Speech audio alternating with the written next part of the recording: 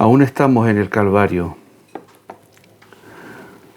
El Señor, a través de su crucifixión, durante todo ese tiempo que estuvo ahí, Él dijo 7 palabras que quisiéramos recoger en este momento y revisar, porque en ellas se resumen gran parte de lo que es el carácter del Señor y de su obra.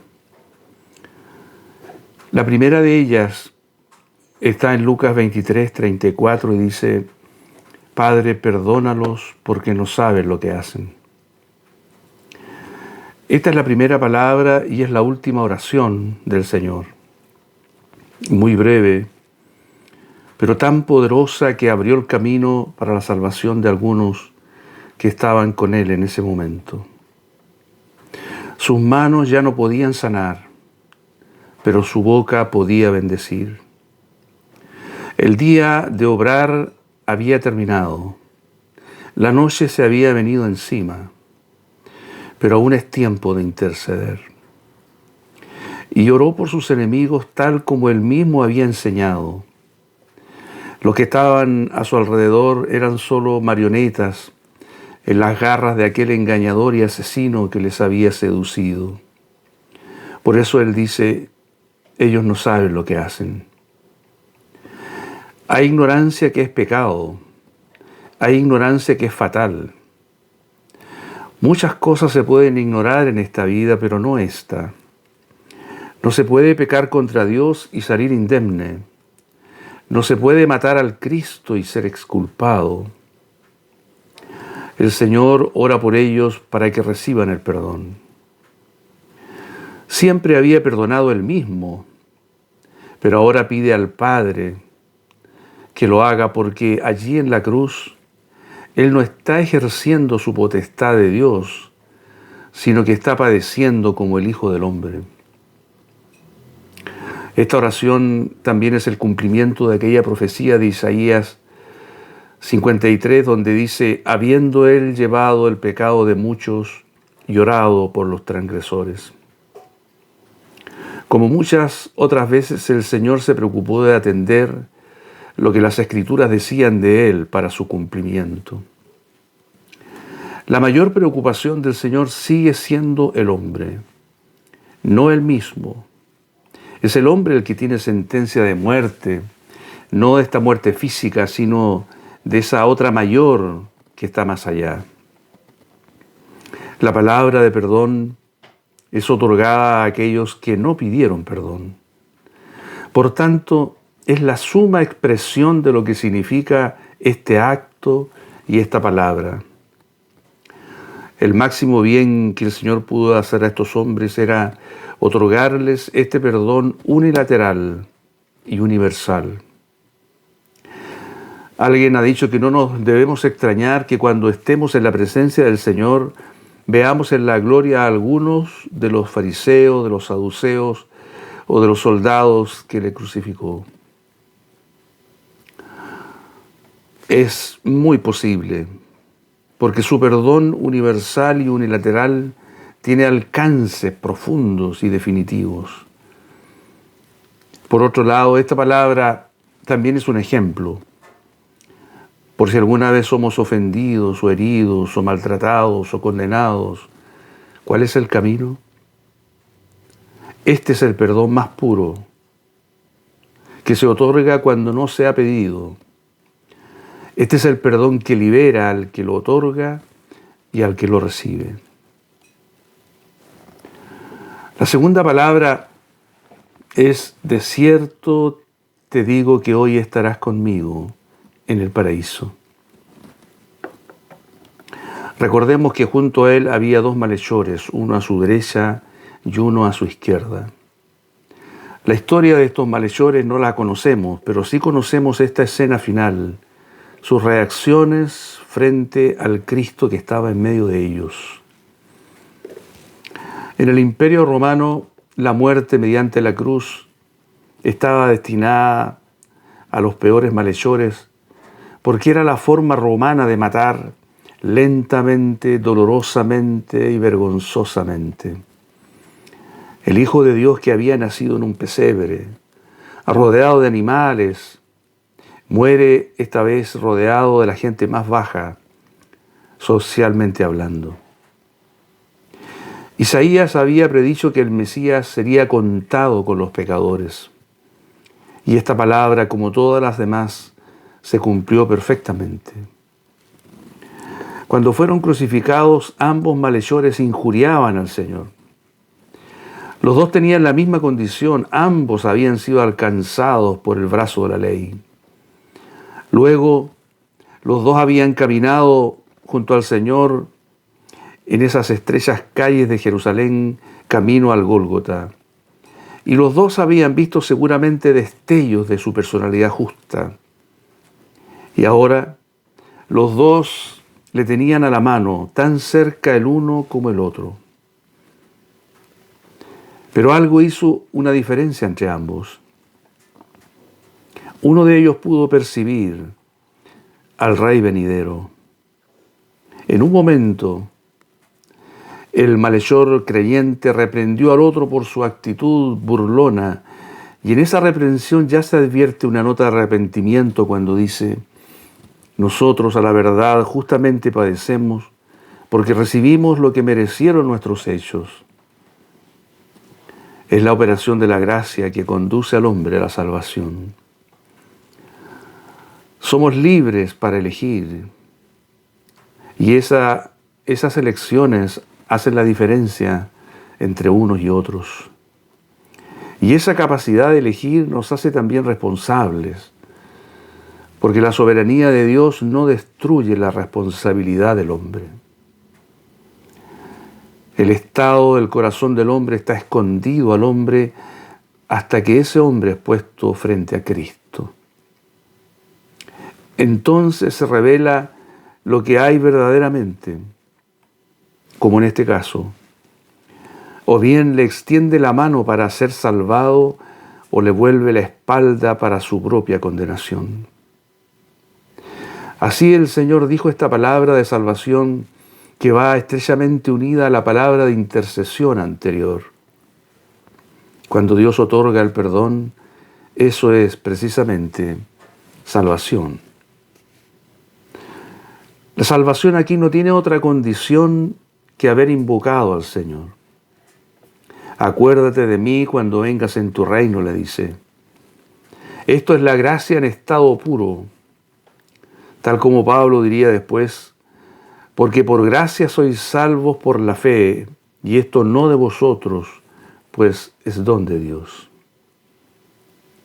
La fe de este malhechor creyente no necesitó esperar la manifestación de los hechos sobrenaturales que sucedieron luego para que pudiera brillar. Su fe fue anterior a eso. Fue el toque de la gracia que cayó sobre un corazón quebrantado. Acuérdate de mí. Como si siempre él hubiese sido olvidado. Un hombre que vivió siempre en los márgenes de la sociedad, nunca tomado en cuenta.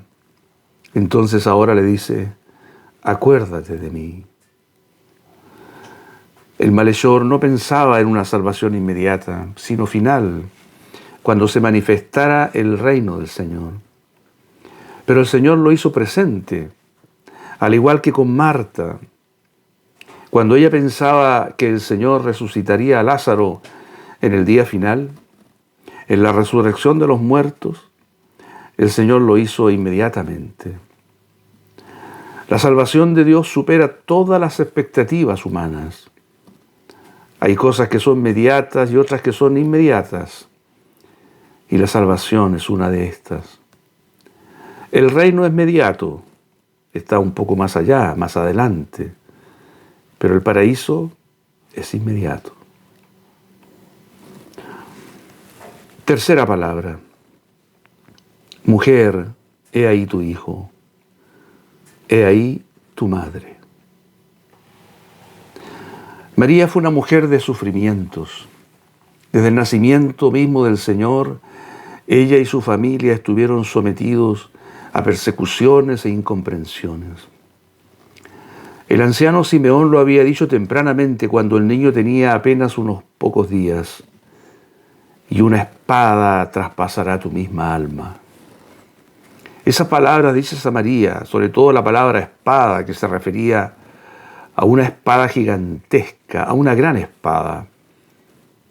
Esas palabras encuentran especialmente ahora su cumplimiento. María frente a la cruz, a los pies de la cruz, al lado del discípulo amado de Juan. Probablemente José había muerto tempranamente, pues no aparece en las Escrituras después que el Señor es visto en el templo a los 12 años de edad. Y ahora está María sola, en el colmo de su dolor, y el Señor atiende su necesidad. Tal como atendió al malhechor, atiende a su madre y la encarga a su discípulo amado. Con esta palabra el Señor demuestra su preocupación no solo por su madre, sino también por Juan y en definitiva por lo que es la familia. Ninguna obra espiritual, por noble que sea, es excusa para olvidar los deberes de la vida natural. En medio de su propio dolor, él veía a su madre sufriendo por él y se preocupa por su orfandad. Y ve que Juan es la respuesta para esa orfandad. Todo el amor que el Señor había volcado en Juan, ahora sería volcado por Juan a su madre. ¿No es precioso? Juan no era hijo de María, pero el Señor anteriormente ya había replanteado las relaciones familiares diciendo que su madre y sus hermanos son los que oyen la palabra de Dios y la guardan. Aquí surge, por tanto, una nueva relación, más alta que la anterior, en los lazos espirituales que superan los lazos de la carne y de la sangre. Así tanto María como Juan recuperan las relaciones familiares de las cuales ellos carecían, ahora en una nueva dimensión. Cuarta palabra. Elí, Elí, lama sabactani. Esto es, Dios mío, ¿por qué me has desamparado? Esta es de las 7 palabras del Señor la que se ubica en el lugar cuarto, es decir, en el centro, y es la mayor de todas. Es tan impresionante e incomprensible que percibimos que estamos ante hechos que no nos es permitido entender, apenas vislumbrar, pero que nos conmueven y nos sacuden y nos hacen pensar en quitarnos el calzado de nuestros pies, porque pisamos un terreno santo. Los ángeles debieron asombrarse ante tal hecho, insólito, inesperado, aterrador. El Hijo Eterno desamparado en el momento más difícil, en el momento de su mayor tribulación. Una tribulación provocada no por el látigo o por los clavos, sino especialmente por este abandono, por esta separación. Por su naturaleza santa e inmaculada, el Señor nunca se separó del Padre. Eternamente reposó en su seno donde hacía las delicias, sus delicias desde la eternidad. Pero en este minuto, al parecer el único, se interrumpió esa comunión. ¿Cuál fue el motivo? El motivo somos nosotros. Nuestros pecados como humanidad en todas las épocas y lugares, todos nuestros pecados cayeron sobre él como un torrente espeso, de tal magnitud que el Padre, con horror, se separa,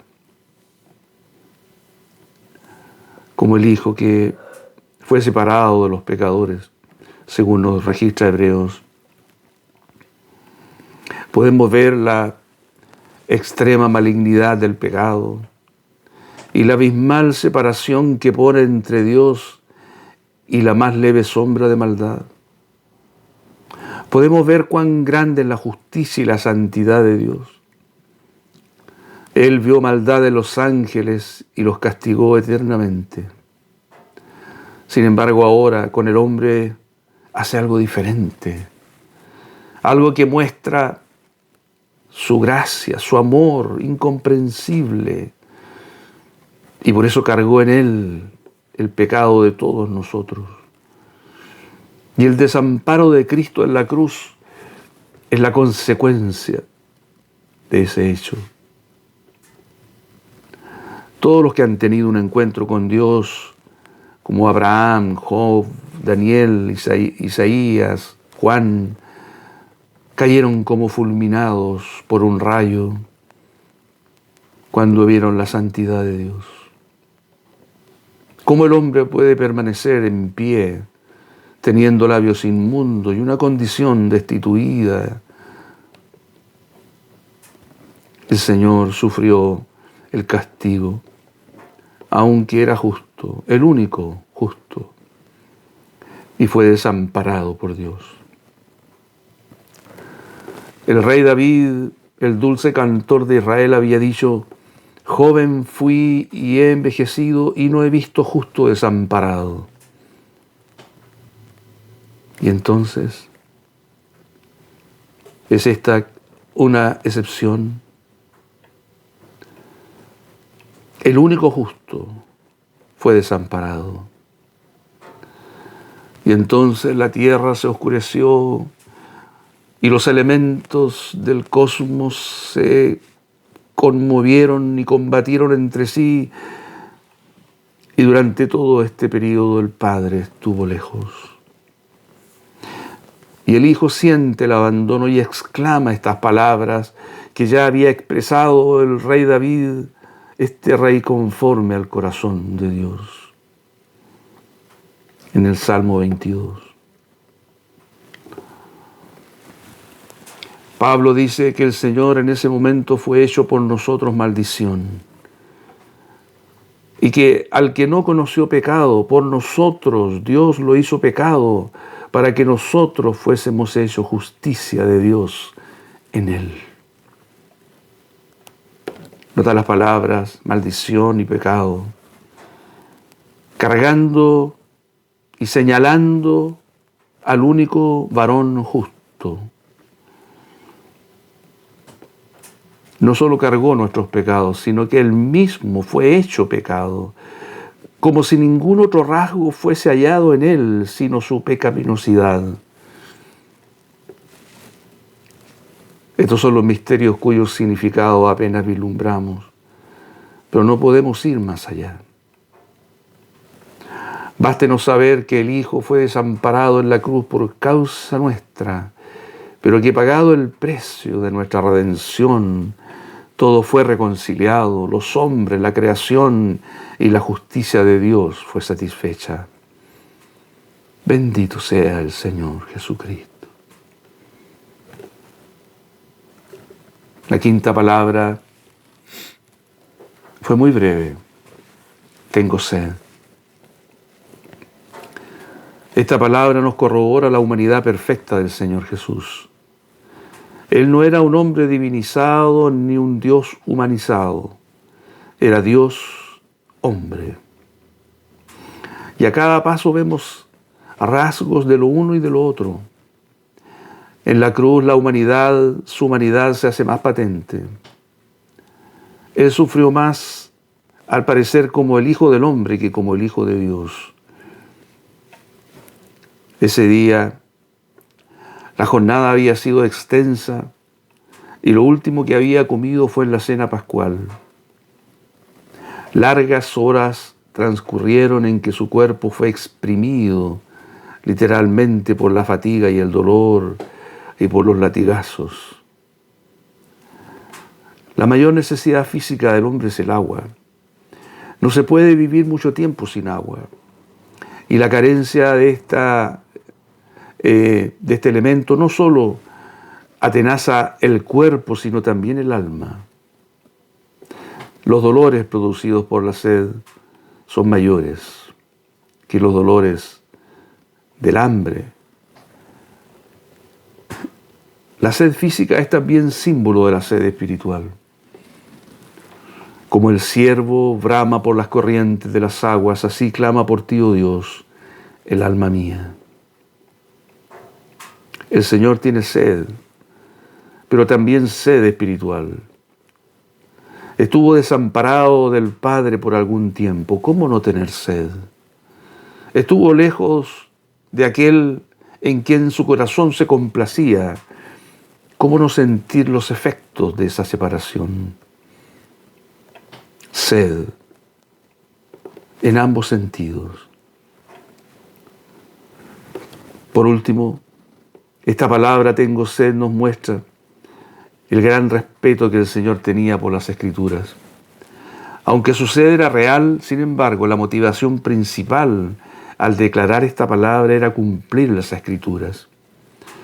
Todo su ministerio estuvo marcado por las Escrituras. A cada paso los escritores, especialmente Mateo, nos van recordando de tiempo en tiempo cómo lo que él hace es para cumplir ciertas Escrituras. Y él dijo en una oportunidad, ellas, las Escrituras, son las que dan testimonio de mí. Y luego de haber resucitado, él dijo a sus discípulos, era necesario que se cumpliera todo lo que está escrito de mí en la ley de Moisés, en los profetas y en los salmos. Este ejemplo también ha de marcarnos a nosotros, no solo en los días buenos, sino especialmente en los malos. El Señor no tuvo ningún interés, nada lo movió, nada lo aportó de las Escrituras. Aún agonizando, Él tuvo plena lucidez para recordar lo que debía hacer y lo hizo. La sexta palabra es consumado es. Esta palabra contrasta con las dos anteriores en que es una palabra de victoria. En griego se trata de una sola palabra, no dos como en español. Tetelestai, que significa llevar algo a su fin, concluirlo con una connotación de perfección y completitud. Este verbo está conjugado en tiempo perfecto, es decir, es una acción consumada en el tiempo pasado. Este es considerado el más importante de los tiempos verbales del idioma griego, especialmente cuando se usa con relación a Dios. Cuando un escritor del Nuevo Testamento usaba el tiempo perfecto, lo hacía de manera deliberada. Esto por la trascendencia del significado que comunica, diferente de otras formas verbales en pasado, especialmente cuando se trataba de explicar los efectos de las acciones de Dios. Por lo tanto, el tiempo perfecto de este tetelestai describe un evento que, habiendo sido completado en el pasado, tiene resultados en el presente. Se usa para indicar énfasis no en la acción pasada como tal, sino en la situación presente, que es el resultado de aquella acción pasada. Es decir, cuando él dijo consumado, significa que lo que él completó en el pasado tiene un resultado y un efecto perdurable en el presente. Jesús consumó en la cruz una vez y para siempre la obra para la cual se encarnó y que fue confirmada en el momento de su resurrección. Consumado es, terminado, acabado, completado, hecho pleno. Hay 4 palabras objetivas que el Señor, que nos demuestran que el Señor completó su obra. Son pruebas objetivas y palpables. Primero, el velo fue rasgado de arriba abajo. Por tanto, el camino al lugar santísimo quedaba abierto. Segundo, la resurrección del Señor de entre los muertos, que no hubiera ocurrido si la obra no se hubiese completado. Tercero, la exaltación del Señor a la diestra del Padre, habiéndosele dicho, siéntate a mi diestra, hasta que ponga a tus enemigos por estrado de tus pies. Y cuarto, el derramamiento del Espíritu Santo. Ninguna de estas cuatro cosas habría ocurrido si la obra de Cristo no hubiera sido llevada a cabo completamente. Y además, hay tres frentes en que la obra realizada por Cristo es plenamente eficaz. En relación con Dios, pues su justicia quedó plenamente satisfecha. En relación con nuestra conciencia, porque el sacrificio de Cristo limpia nuestras conciencias de obras muertas. Y en relación con Satanás, pues esta obra acaba definitivamente con su poder. El Señor no podía dejar una obra inconclusa, y de eso da testimonio esta palabra de victoria. En medio de toda la oposición, las tinieblas y el dolor, el Señor triunfó y puede exhibir su obra eternamente. Por último, la séptima palabra es: Padre, en tus manos encomiendo mi espíritu. 7 veces el Señor abrió su boca en la cruz para hablar, y esta es la última. Y 7 es el número de la plenitud, de la perfección. Tal como en la creación, en que todo fue creado en 6 días y Dios descansó en el séptimo, cuando todo estaba completo. Aquí todo fue completado en 6 palabras, y la séptima es esta del reposo y del contentamiento. Así también 6 horas el Señor estuvo colgado en la cruz. 3 horas padeció en manos de los hombres y 3 horas en las manos de Dios. Y en este tiempo 3 palabras fueron dirigidas al hombre y 3 palabras fueron dirigidas a Dios. Esta última está dirigida al Padre. La comunión está restaurada y entonces encomienda a Él su espíritu. Qué seguridad y qué confianza tener tal Padre. Igual que nosotros, que ahora le tenemos a Él también como nuestro Padre. El relato dice que estas palabras las dijo el Señor a gran voz, lo cual nos recuerda que aún lo débil de Dios es más fuerte que los hombres. No estaba Él extenuado, no estaba agotado. Sí, pero el espíritu que sostenía su alma y su cuerpo era fuerte. Durante alrededor de 12 horas, Él estuvo en manos de pecadores y recibió el trato que los pecadores suelen dar. Pero ahora volvía al seno del Padre. ¿Quién lo podrá tocar?